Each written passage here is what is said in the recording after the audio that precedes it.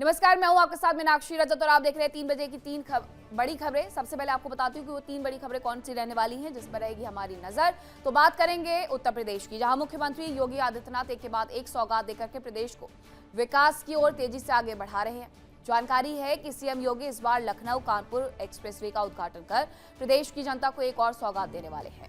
CM Yogi Adityanath Unnao में करीब 4 बजे एक्सप्रेसवे का लोकार्पण करेंगे। उद्घाटन के साथ ही ये हाई स्पीड एक्सप्रेसवे आम जनता के लिए खोल दिया जाएगा। दूसरी बड़ी खबर महाराष्ट्र से है, जहां महाराष्ट्र सरकार में मंत्री नितेश राणे ने अभिनेता आमिर खान को लव जिहाद का ब्रांड एम्बेसडर बता दिया है और नया सियासी विवाद भी खड़ा कर दिया है। और तीसरी खबर मिडिल ईस्ट से है, जहां ईरान अमेरिका में तनाव के बीच हॉर्मुज पर नई बहस छिड़ गई है। जिस तरह से अमेरिकी हमलों के बाद ईरान ने हॉर्मुज को फिर से बंद कर दिया, उससे कहा जा रहा है कि ईरान के पास परमाणु हथियार से भी ज्यादा घातक हथियार हॉर्मुज हो गया है। और शुरुआत करेंगे पहली बड़ी खबर के साथ। मुख्यमंत्री योगी लखनऊ कानपुर एक्सप्रेसवे की सौगात देने वाले हैं। उन्नाव में सीएम योगी आदित्यनाथ लोकार्पण करेंगे। लखनऊ कानपुर के बीच 35 मिनट में पूरा होगा सफर। अधिकतम 120 किलोमीटर प्रति घंटे की रफ्तार से दौड़ सकेंगे वाहन। सीतापुर, हरदोई, अयोध्या और सुल्तानपुर के लोगों को इससे फायदा होने वाला है। सीएम आज लखनऊ और कानपुर के बीच में हर रोज लंबा सफर तय करने वाले लोगों को बड़ी राहत देने वाले हैं। उत्तर प्रदेश की सबसे महत्वाकांक्षी Lucknow Kanpur high speed expressway परियोजना का आज शानदार आगाज होने जा रहा है। दोपहर करीब 4 बजे रक्षा मंत्री राजनाथ सिंह, केंद्रीय सड़क परिवहन मंत्री नितिन गडकरी, मुख्यमंत्री योगी आदित्यनाथ उन्नाव में एक्सप्रेसवे का फीता काट करके आम जनता के नाम इसे कर देंगे। इसके बाद लखनऊ से कानपुर की दूरी महज 30 से 35 मिनट में पूरी कर सकेंगे।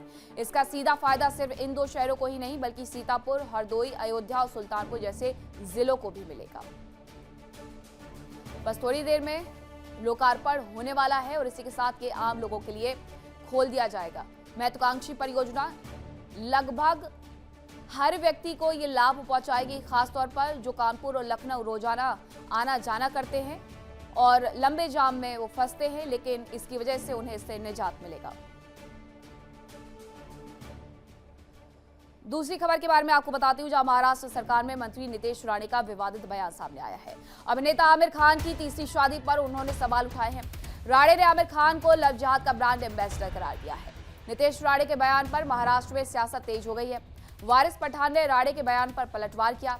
आमिर ने 3 शादी की, तुम 4 कर लो, वारिस पठान ने कहा। महाराष्ट्र की सियासत में ये लव जिहाद के मुद्दे पर एक नया घमासान छिड़ गया है। विवादों के केंद्र में सुपरस्टार आमिर खान है।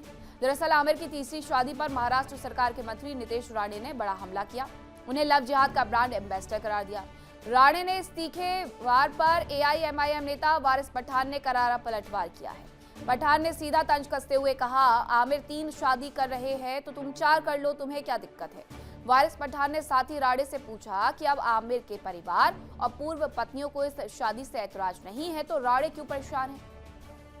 फिलहाल आमिर की इस निजी जिंदगी से महाराष्ट्र का सियासी पारा पूरी तरीके से गरमाया हुआ नजर आ रहा है। आपको नितेश राणे का बयान भी दिखाते हैं, जिसकी वजह से महाराष्ट्र में सियासी गलियारों में एक बार फिर से हलचल तेज है।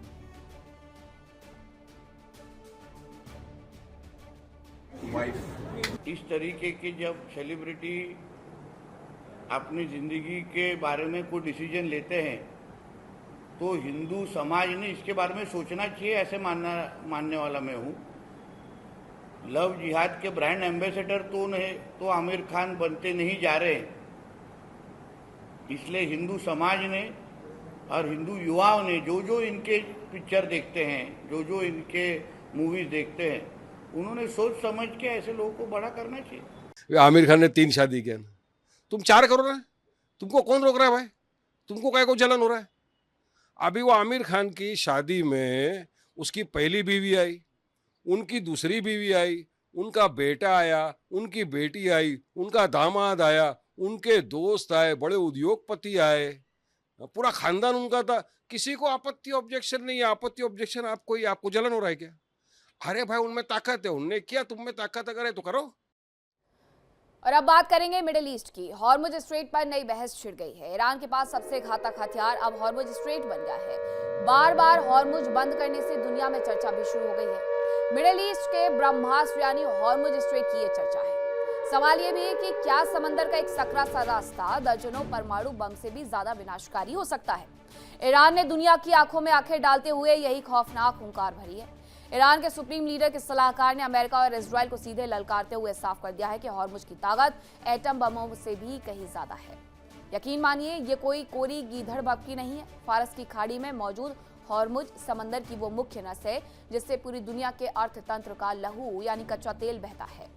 अरब देशों का बेशकीमती काला सोना इसी रास्ते से गुजरता है। अगर महायुद्ध की आग में झुलसते ईरान ने पलटवार करते हुए इस नस को दबा दिया तो वैश्विक अर्थव्यवस्था में त्राहिमाम मच जाएगा। हालांकि इसकी झलक दुनिया ने कई बार देखी भी है। जैसे ईरान हॉर्मुज में पाबंदी लागू करता है, वैसे ही तेल की कीमतें ज्वालामुखी बनकर के दुनिया पर फटने लगती है। दुनिया के कई बड़े सुपर पावर्स का गुरूर इसी समंदर की गहराइयों से हमेशा के लिए गर्क हो जाएगा। इसीलिए दुनिया में ये चर्चा जोर पकड़ रही है।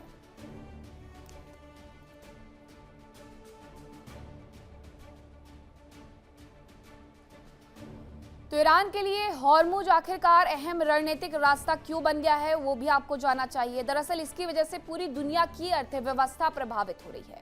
दुनिया का कच्चा तेल इसी रास्ते से गुजरता है। हॉर्मुज बंद होने पर कच्चा तेल महंगा हो जाता है। ईरान हॉर्मुज को अपनी बड़ी ताकत मानता है और हमला होने पर ईरान हॉर्मुज को बंद कर देता है। और हॉर्मुज जैसे ही बंद होता है, दुनिया में त्राही आ जाती है और अब ये परमाणु बम से ज्यादा असर डाल रहा है।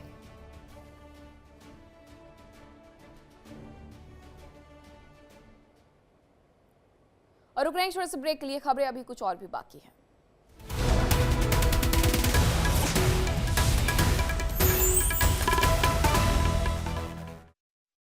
देखिए इंडिया डेली 24/7 अब आपके स्मार्ट टीवी पर। इंडिया डेली मौजूद है सभी डिजिटल प्लेटफॉर्म पर लाइव और लगातार। इंडिया डेली 24/7 हर दिन राष्ट्र को समर्पित।